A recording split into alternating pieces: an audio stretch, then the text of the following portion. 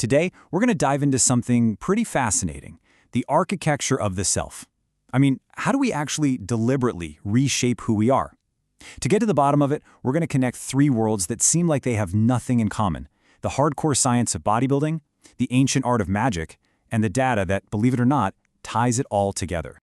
So let's just jump right in. The whole thing really boils down to this one huge universal question. How do we actually build a better version of ourselves? Is it all about sculpting the body? Is it about mastering the mind? Or just maybe, is there some hidden connection between the two? To figure this out, we're going to follow three different guides. First up, you've got the bodybuilder, who is completely obsessed with perfecting the physical form. Then we have the magician, who is dedicated to reshaping the inner world. And finally, there's the scientist, who comes in and gives us the hard data to actually measure how all this change happens. Three totally different paths, all leading to the same destination. All right, so here's our roadmap. We'll start with the body, then dive deep into the soul, compare the tools each path uses, and then, in the end, we'll see how it all clicks together on one unified path. Let's get into it. Okay, first things first. Let's talk about the most tangible, most visible path to transformation, building the physical body. This is really the science of how you sculpt the perfect form. For a lot of people, the absolute peak of physical form is what's called the V-taper. You know, those broad shoulders that taper down to a narrow waist? It's a timeless symbol of strength, of aesthetics. But here's the thing, achieving this isn't about luck, and it's definitely not about just randomly lifting heavy stuff. It's a science. So, how do we find the best way to build that V-taper? Well, we use a really cool tool called electromyography, or EMG for short. You basically stick electrodes on a muscle, and it measures how much electrical juice is flowing through it. Think of it like a truth serum for your muscles. It tells you, with cold, hard numbers, which exercises are making them work like crazy, and which ones are, frankly, a waste of your time. And right away, the EMG data gives us our first massive clue. If you want to build the front of your shoulders, one exercise just completely blows all the others out of the water: the dumbbell shoulder press. The data does not lie. It creates the most muscle activation, period. Okay, next up, the middle part of the shoulder. This is what gives you that crucial, powerful width. And here, the science points to something you might not expect at all: the 45-degree inclined row. Yep, you're probably thinking, isn't that a back exercise?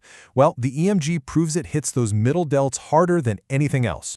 And finally, to get that full 3D look, you have to hit the rear deltoids. And once again, the science gives us a crystal clear winner: the seated rear lateral raise. It isolates that muscle and fires it up with just unmatched efficiency. So here's the really crucial point. When you put these three specific data-proven exercises together, you're not just working out anymore. You are executing a precise scientific blueprint for changing your physical body.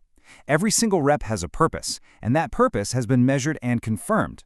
But what if the most important building project isn't physical at all?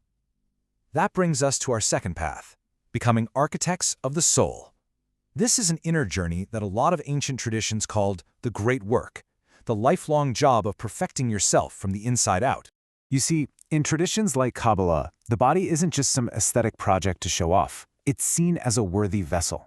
The idea is you can't really do the deep, profound inner work if your physical foundation is crumbling. The body has to be strong enough to actually handle the changes happening within. The raw material the magician works with is what Kabbalah calls the nephesh, which you can think of as the animal soul. It's basically your subconscious operating system, all your instincts, your gut feelings, your base urges. It doesn't speak in logic or words. It communicates in symbols, in images. It's that wild territory inside all of us that the magician sets out to explore and understand.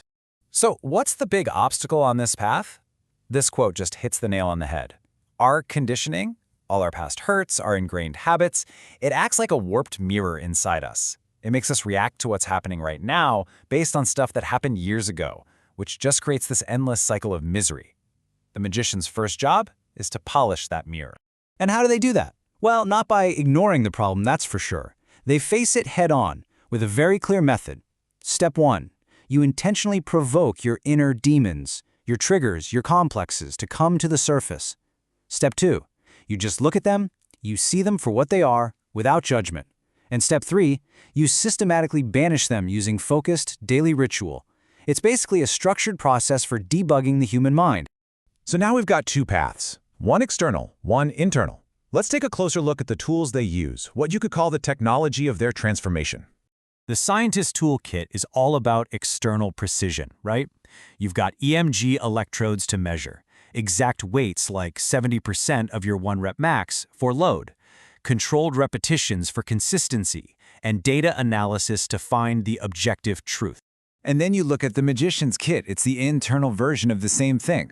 A daily diary takes the place of data analysis. Ritual tools, silence exercises, willpower, and just pure self-observation, these replace the weights and machines. The tools look completely different, but the purpose? It's identical. Create deliberate, focused change. And that brings us to our final and maybe most important section, the unified path. This is the place where body and soul, where the scientist and the magician finally meet. So, we've seen how the scientist uses data to sculpt the body, and the magician uses ritual to sculpt the soul. I mean, they really feel like they're operating in completely separate universes. But are they?